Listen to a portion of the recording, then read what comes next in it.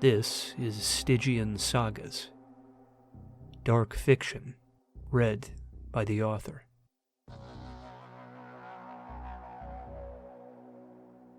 Tonight, In Search of the Many-Legged God.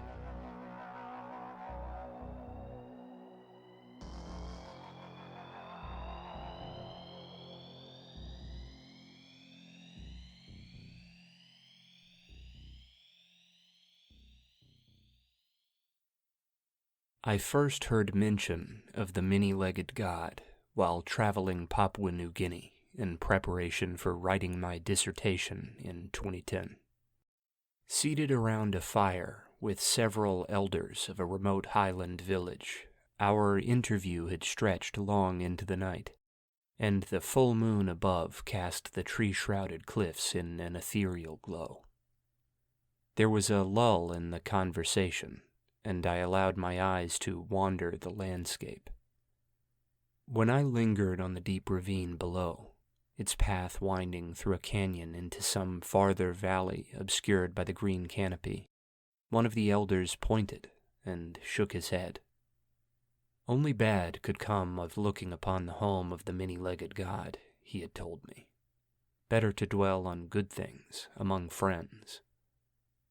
They had refused to elaborate in detail, only saying that a much-hated tribe dwelt in the hidden valley, and that they practiced foul customs, which the highlanders abhorred.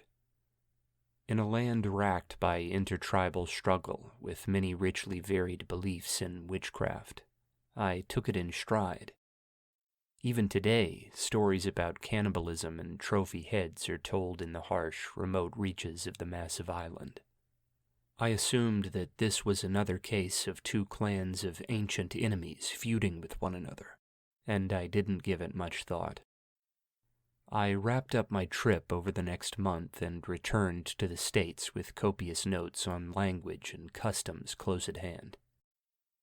Only in late 2017 did I happen across that strange name again.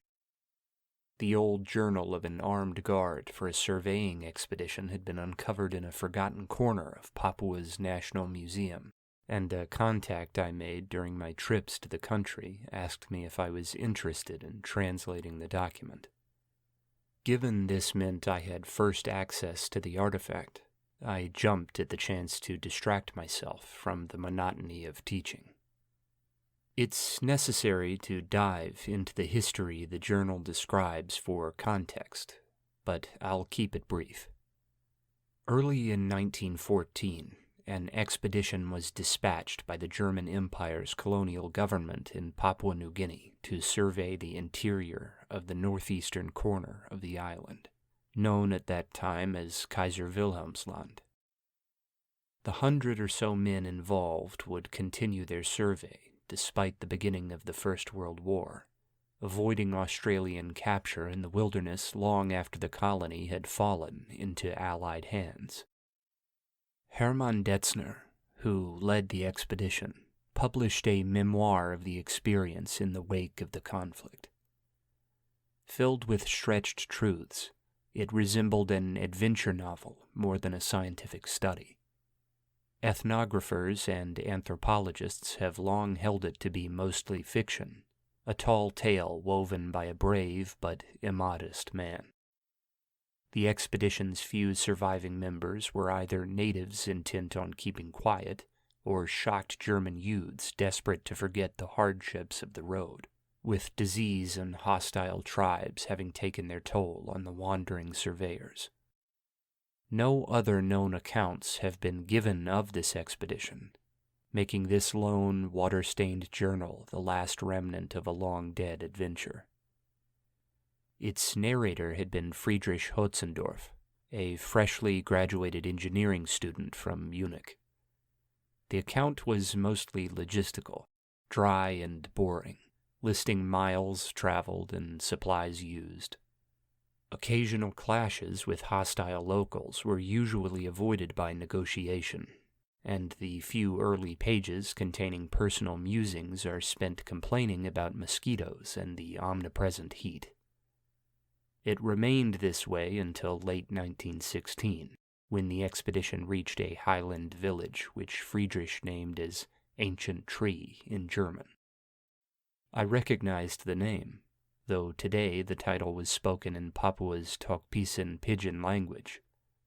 Then, Friedrich raised further memories when he wrote of the odd legends villagers told of a many-legged god who ruled the lower valleys. As I drew the connection to my own past wanderings, I read that Friedrich and several younger members of the expedition had gotten a village elder drunk on rationed schnapps. During this night of drinking, they had been regaled with stories by the old man about the twisted inhabitants of the valley and the high civilization they supposedly boasted. The valley dwellers lived in buildings of stone and wore trinkets of gold, the old man had insisted, unlike anything I've ever heard described on the island. Friedrich ends the account of the night with a depiction of a gold totem the elder produced as proof.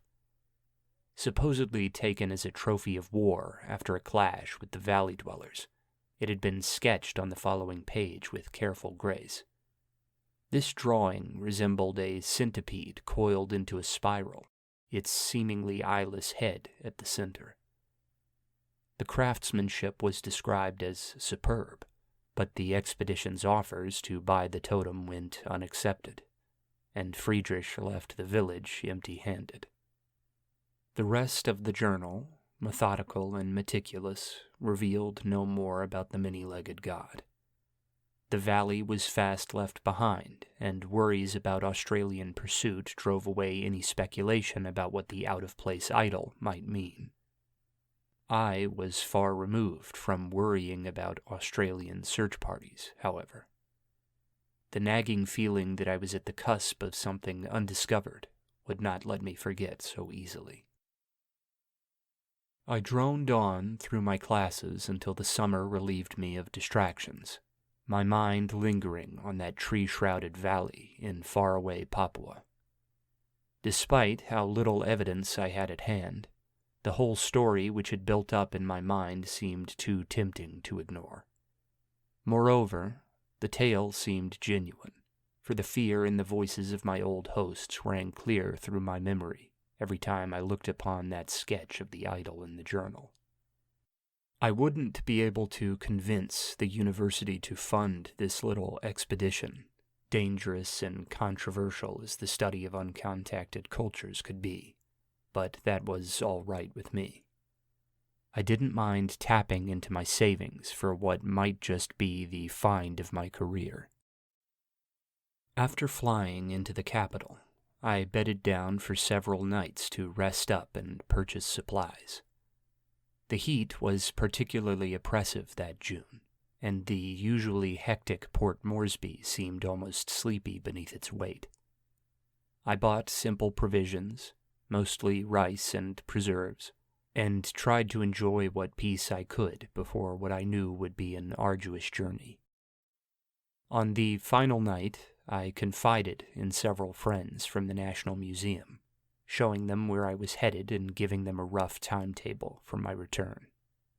Then, with my equipment studiously packed and laid out at the foot of my hotel bed, I slumbered peacefully for perhaps the last time in my life. I've often dwelt on that final evening in Port Moresby, wondering if the experience which followed would have been made more bearable if I had walked a different path. I had wholly abandoned the idea of bringing grad students or professional friends along on my trip. A longtime curator at the museum, excited at the retelling of my story, had offered to accompany me, but I had turned my friend down. The inland regions of Papua could be unpredictable, as we all knew, and I didn't want to put anyone else at risk. This was my gamble to make, I reasoned. What a fool I was to make it. A short morning flight to Leh, a murky industrial port on the northern coast, was followed by a long bus ride up into the highlands. The sun-kissed warmth of the lowland coasts was steadily devoured by the stifling humidity of the conifer forests in the highlands. The The towering trees crowded in to cast their shadows over the road, and the ferns and scrub reared up to blot out the spaces between. This blanket of ancient woodland was only broken when the road wound up to the mountainous heights, where grassy, rock-strewn cliffs and slopes jutted from the trees down below. When the bus at last rumbled to a stop that night in the highland town of Osino, a local chartered jeep carried me overnight east into the hills, bumping over winding dirt roads and between jagged mountain passes. As the sun rose, I was jolted awake by the driver to find myself in that same memory-haunted village, unchanged by the intervening years and swirling with yet more vibrant mystery than it had boasted in my intrepid youth. The village of the ancient tree had not forgotten me, it seemed. Jokoa, a gregarious elder nearing a century's age, greeted me warmly. He remembered my interviews and the studious interest I'd taken in the region's many clans. He took me into his home and told me about the many family squabbles and marriages which had filled the intervening years, the wood-smoke scent of the traditional dwelling whisking me away to happier times. We ate a modest lunch and a much more grandiose dinner, the village going out of its way to make me comfortable. All the while, though, I awaited the perfect moment to produce the old sketch of that strange golden idol. Only when the grandchildren and great-grandchildren had retired and the elders once more ringed the fire did I remove the copy I'd made of that damnable idol's image. I almost at once felt guilty, for Jokoa recoiled from it, as if it might leap from the page to bite him. Initially, he refused to answer my questions about the old journal in the golden totem, but eventually he broke into practiced English, ensuring his words couldn't be understood by his fellow villagers at the fireside. Jokoa told me that the village's oral tradition held the idol to be over 500 years old, and affirmed that it was supposedly the spoils of a raid of some kind. He told me that his grandfather had been the one to meet with the Detzner expedition, and that the elder had sunk the wicked totem in a nearby lake in fear that the Europeans would return looking for those who had forged it. The whole affair had left the community desperate to keep the abhorred valley dwellers unknown and sequestered in their woodland holdfast, forgotten by all save the highlanders who watched them. There were 3 clans who watched at first, Jokoa told me, his solemn eyes on the glowing embers beneath us. One left in the 40s to find work in the city. The next village moved to the coast, took up farming and fishing. We're the only ones who remember. We are the last that still believe. Jokoa proceeded to tell me that it was much more than comfortable stubbornness which kept his people on the hills overlooking the shadowed vale. It was they who had begun the practice of watching the valley, and they who kept it safe. By long tradition, they posted warriors at the mouth of the crag leading in, and burnt back the brush which guarded the entrance. Sun and moonlight were poison to the pale things in the valley, he said, and the whole clearing in the woodland at the valley's edge was specifically cut to ward off any wandering the wretches might do in the dead of night. Long ago, when firearms had made their way into circulation on the island, the valley dwellers had been brought to heel. The stalemate between the twisted tribe within the valley and the highland villages that contained them had become one-sided. Seldom did the things creep from their accursed dwellings in the dark earth below, and this was just how Jokoa wanted it to stay.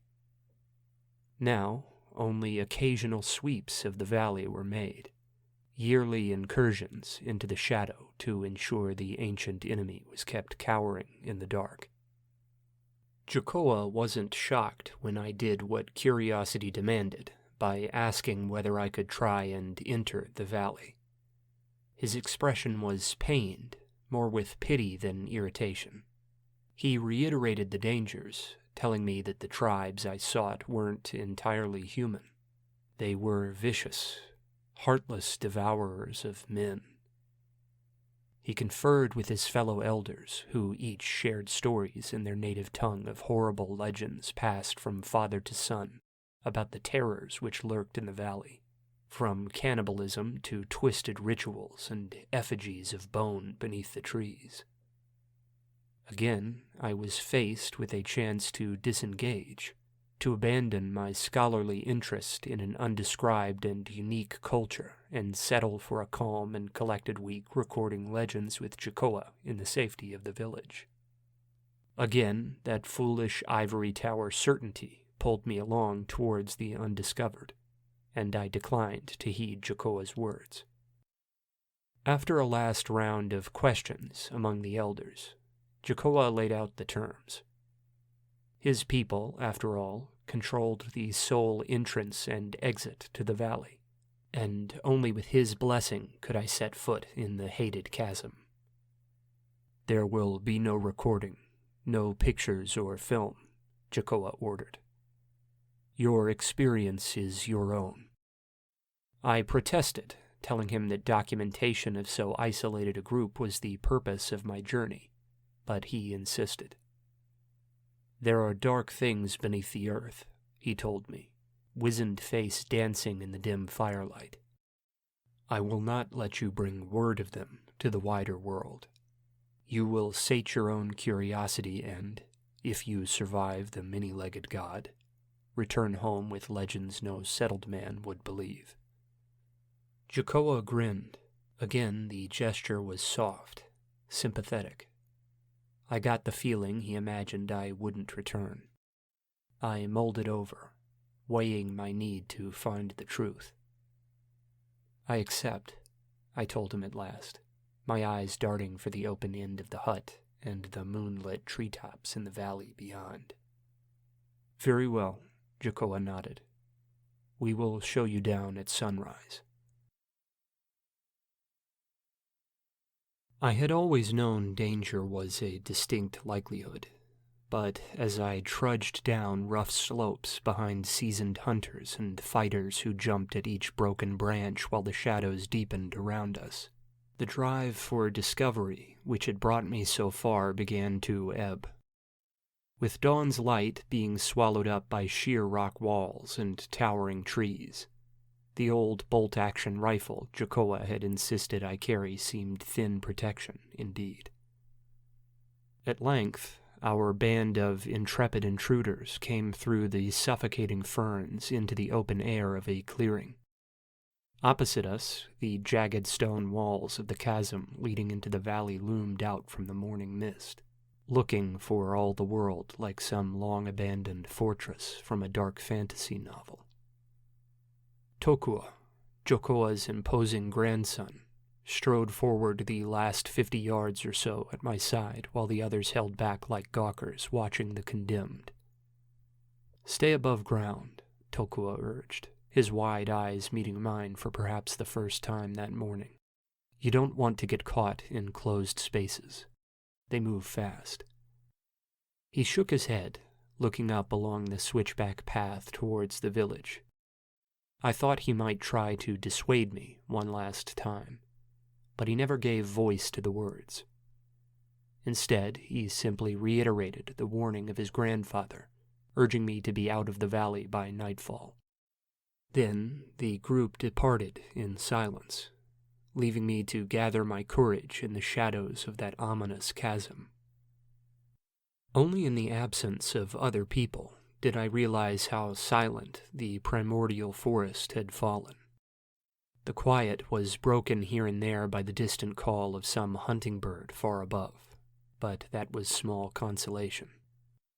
I glanced one last time at the notebook that contained my writings on the Detzner expedition, rallying my thoughts and reminding myself how fortunate I was to be confronted by so potent a mystery.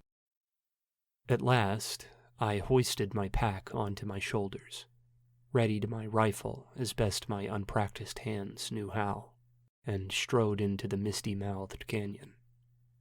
During my education, I'd been fortunate enough to wander some incredibly old megalithic sites in Sumatra and Java, an experience at once intriguing and depressing.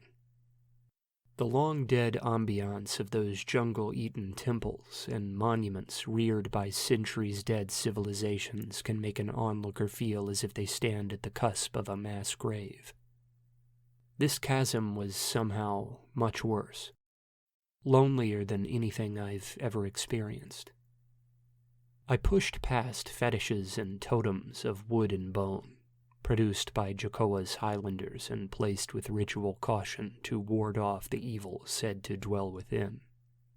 In chalk-like pigment, they had etched glyphs and figures upon the walls, mock warriors poised to throw back anything which might dare stand against them.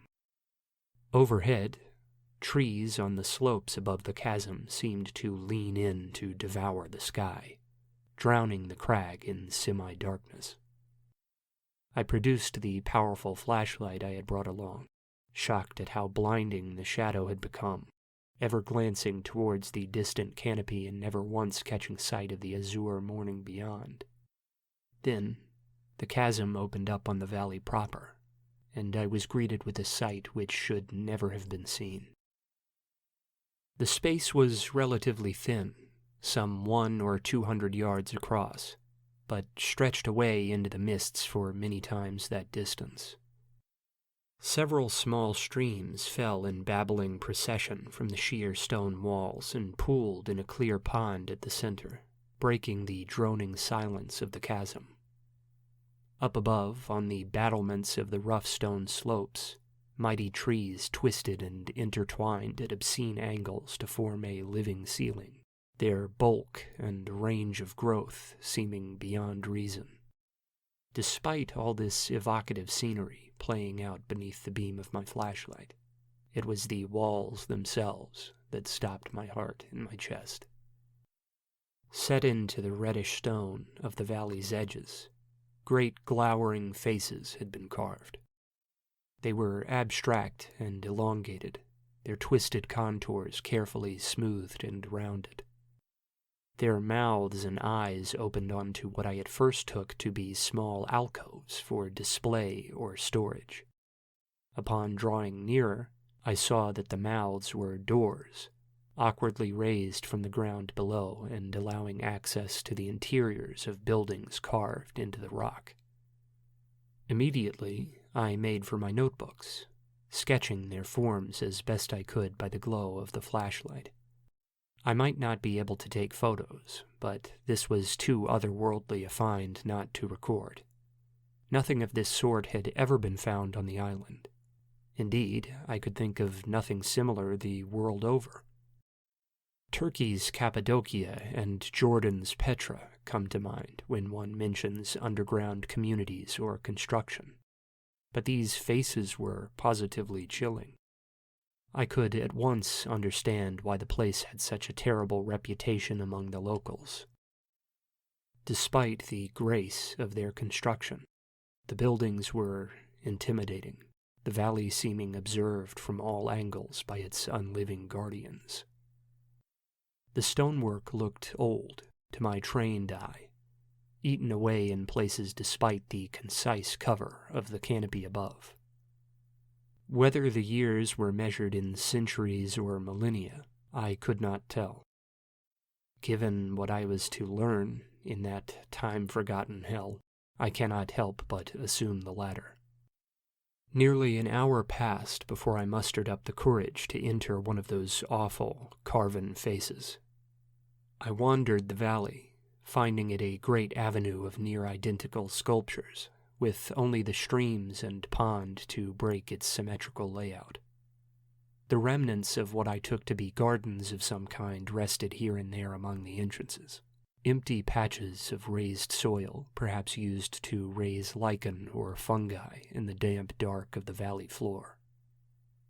Occasionally, slightly luminescent crickets leapt from my path, the sole sign of life in the unmoving tomb. At last, though, I could stall no longer and forced myself to clamber clumsily up into one of the open mouths. The rake of my flashlight across the far side revealed a circular chamber, its walls expertly shaped but left rough and textured to the touch. Its high, domed ceiling grew incredibly low near the floor, which itself buckled inward unevenly like a bowl, making the whole space into a kind of flattened sphere. At the center, there was a fire pit and several raised plinths I took to be stools, and along the curved walls, alcoves racked with dust housed pottery and sculptures of treated clay. Some, upon closer inspection, turned out to be blown glass, speaking to a high proficiency among the craftsmen of this undescribed people. Almost all were shaped like crawling or curling millipedes or centipedes, giving credence to the century-old sketch of Friedrich, with the few outliers generally being insect or arthropod in nature. Only when I had done several circuits of the room did I accidentally bring the beam of my light directly across the sunken fire pit. The whole of the room's ceiling lit up like a signboard, making me jump like a stricken animal. I had to collect myself before I fully realized what had happened and brought the beam back to focus on the pit. Its leaden interior, coated in some sort of dull metal soot-stained by spent fires, reflected upon an unbelievably intricate network of multicolored quartz which had been meticulously inlaid upon the ceiling. The lines formed many elongated men, dancing or posing around a vast coiled centipede, much the same as the one represented in gold those many years ago. I spent some time sketching the image, marveling at the grace of its contours and the play of my light off the dazzling quartz. I imagined how it must have shimmered in the flickering light of a fire, seeming to shift and waver on a smoke-shrouded ceiling. Then, with a final scan of the stunning chamber, I proceeded through one of the several low, round doorways set into the wall. The smooth leather divider, which had once served as a curtain, chewed to tatters by the march of time, pulled away to reveal an almost identical chamber next door. All around the valley, these dwellings or ritual chambers formed a sort of communal hive, interconnected and accessible, hinting at close clan or familial bonds among the missing inhabitants. Toward the rear of the dwellings, heading deeper into the rock, small, rough-walled tubes had been carved, usually leading into musty, cramped depressions littered with desiccated old rags of a strange, dark fabric. These I took to be bedrooms or meditation chambers, secluded cubbies where the inhabitants could curl up and ruminate on the issues that faced them. Sometimes, though, the tunnels wound off around tight corners, seeming to weave out of view and deeper into the stone below. Try as I might, I could not bring myself to crawl into these tunnels. The warnings I had received about the darkness which lurked below ground played a part, but I was equally concerned about the claustrophobic awkwardness of the angles and slopes in the tunnel.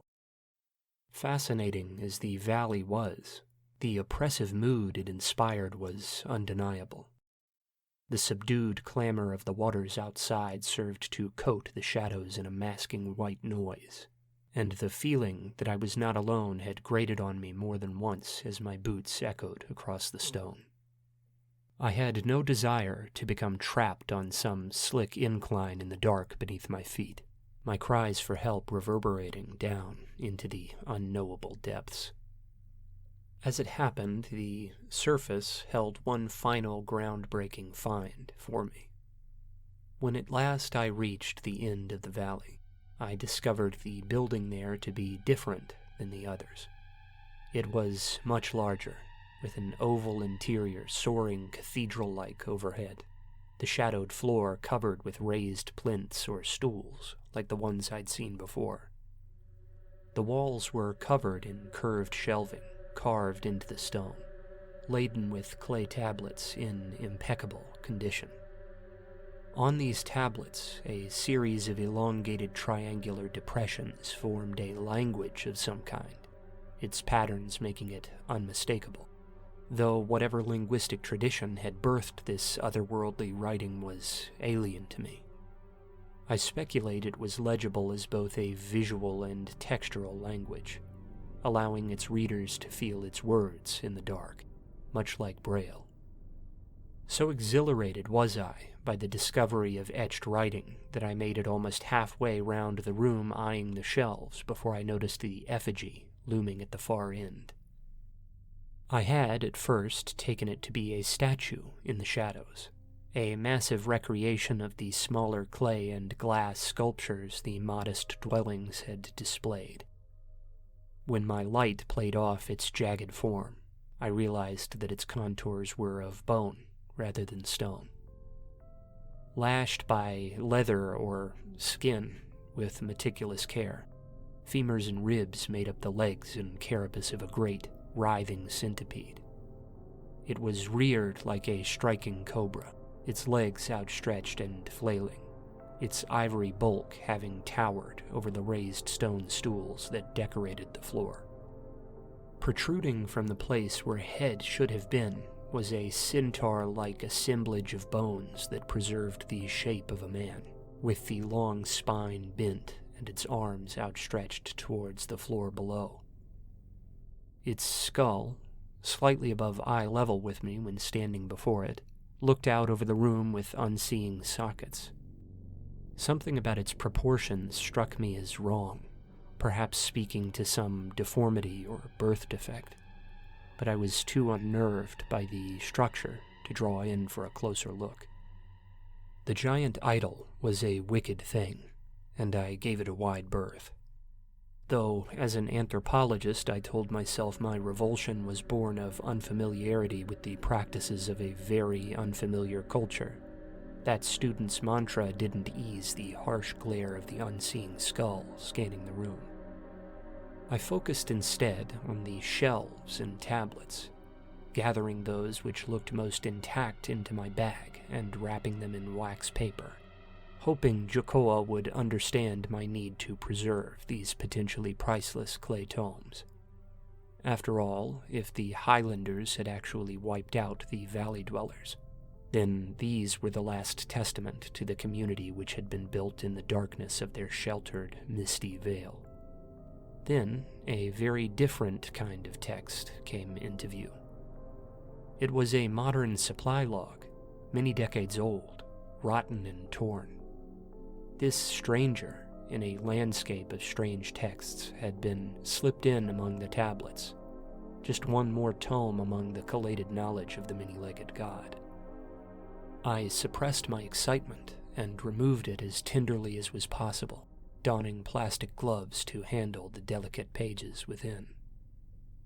By the light of my flashlight, scored by the soft symphony of the slow streams and chirping crickets outside, I saw the text was in the French language.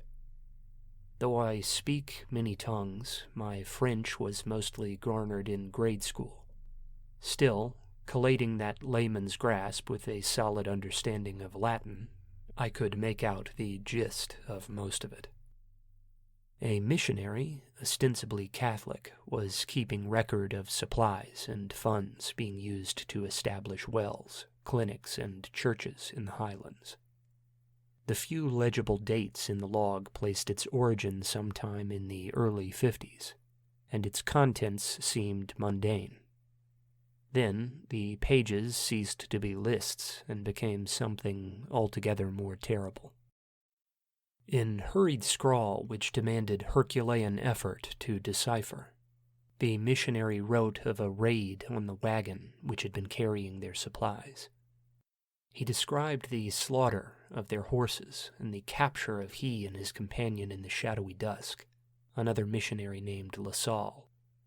More chilling was the shaky description of his captors, etched in handwriting made jagged by frayed nerves and spiked adrenaline. The things he described were men but stretched beyond reason, gaunt and disturbingly tall. They had moved with a grace he described as disgusting, likening the way their elongated limbs and spines worked to the way a spider's legs skittered. Their faces, he said, were the worst, sunken and marble pale. Their heads had no ears, instead boasting great sunken pads that vibrated with every snapped twig or soft footfall. Their massive eyes, almost entirely pupils, danced in electric light like those of animals above mouths of needle-like teeth. They had dragged them away, the narrator wrote, into a valley I took to be the very one in which I stood. The ghouls, as he termed them, had branded and marked the skin of their captives before ritually butchering LaSalle before an effigy of bone. What the writer called their monster had taken LaSalle, an offering of flesh for a hungry god. The writer, assuming he was being saved for another ritual the following night, had scrawled these words in hiding, hoping his fellow missionaries might learn what had befallen them. They'd obviously never found them, and the fate that befell the log's owner was easy to imagine. I turned my gaze to the idol once more, drawing in to examine that malformed skull, the missionary's words etched into my memory. Suddenly, the proportions made sense, the saucer eyes and the gaping cavities where ears should sit, coming into sharper focus. It was so close to human, yet so abysmally different. Those who look on Neanderthal or the popularly named Hobbit and find them uncanny need only look on the children of the many-legged god to experience true revulsion. The stone beneath it was dark and stained, ancient offerings long ago having blackened the ground. As my mind reeled, trying to piece together what I was seeing, I caught a flicker of movement above me, at the edge of my light. I looked up, and at once understood what it was to be an ensnared fly watching the hungry approach of the spider. Through a decorated crevice high above in the masonry of the ceiling, its gigantic body contoured to examine the room beneath it. A massive centipede had crawled. It was impossibly large, several feet wide and dozens of feet in length, far larger than any such thing should ever be able to grow. Its antennae wriggled mere inches above my head, twitching as it blindly searched for the prey which had so carelessly stumbled into its temple. I screamed as I stumbled out from beneath the creature and frantically dashed for the exit. I didn't have time to consider how foolish that cry had been. My only thoughts were of the pass to the sunlit forest beyond the valley, and the muted clatter of chitinous limbs on the stone behind me as the many-legged god gave chase. It was not until I burst from the temple into the near blackness of the veil that I realized how costly that scream had been. Skittering from the once vacant mouths of those glowering faces and through cracks on the cliff face above with a flexibility and ease that seemed supernatural, the valley dwellers came. They moved on all fours, bent at the back to allow their overextended arms to aid in propelling them along the ground. Their legs jolted like a frog's, twisting at painful angles, their pallid skin translucent with the purple tinge of bulging veins. Blades of flint or obsidian were clasped in their hands, but it was those glinting, bulging eyes that made my blood run coldest. I sprinted, the centipede thing left somewhere behind me as it hesitated to leave its dark temple, its dozens of servants loping in to meet me. I skirted the edge of the pond, moving faster than I'd ever moved, but realized there was no way to outpace the things near the exit. They already closed in across the pass, barring my way, hopping forward to meet me at the pond's edge. I focused on them as I neared, preparing to fight, considering whether it was too late to swing the rifle down from my shoulder and attempt a shot. The two between me and the pass shrieked, an awful hyena-like sound made with vocal organs alien to our own. The light of my flashlight's beam was on them, and they stumbled over themselves to avert their eyes. Glottal and hacking, I thought I heard breaks in their cries, something that I now assume was language. I wheeled around, bringing the light to bear on the things approaching my side of the pond, driving them to their knees and setting the whole mob to shrieking. I wasted no time, starting up my sprint again, waving the beam at any who drew too close, thrown rocks whistling past my head as the things yowled their fury at the light. As I pressed through the pass, I kept the light angled over my shoulder, ever aware of the coyote-like chorus in pursuit. Only when I stumbled out into the late afternoon sun of the meadow and put a 30-second run between myself and the valley's mouth did I dare look back. I cursed that I did, for I would certainly sleep more soundly if I'd spared myself that last, eerie image. Deep in shadow, hanging from the rock with tapering fingers as if they had been born to the stone, the valley dwellers decorated the walls of the chasm. They hung at varying heights, visible as still silhouettes more than solid shapes in the gloom. Their eyes caught the ambient glow of the sun upon the meadow, and gleamed hungrily after the foolish soul they'd sought for prey. In the years since my fortunate flight from that night-cloaked vale, I've ceased to be an anthropological interventionist. When the argument arises whether the hands-on or hands-off approach is best when dealing with documentation of uncontacted or undescribed cultures, I always advise the Academy to keep far away. I'll tell colleagues who ask why so great a shift has taken place in my stances that preservation through awareness has proven fallible in my eyes. I'll opine that the uncontacted are better protected by their isolation than they could ever be by documentation. If ever the true rationale got out, my academic credibility would go up in smoke. Delving in the wake of that awful day has dredged up myths about the Vedic Agartha or the Mayan Xibalba.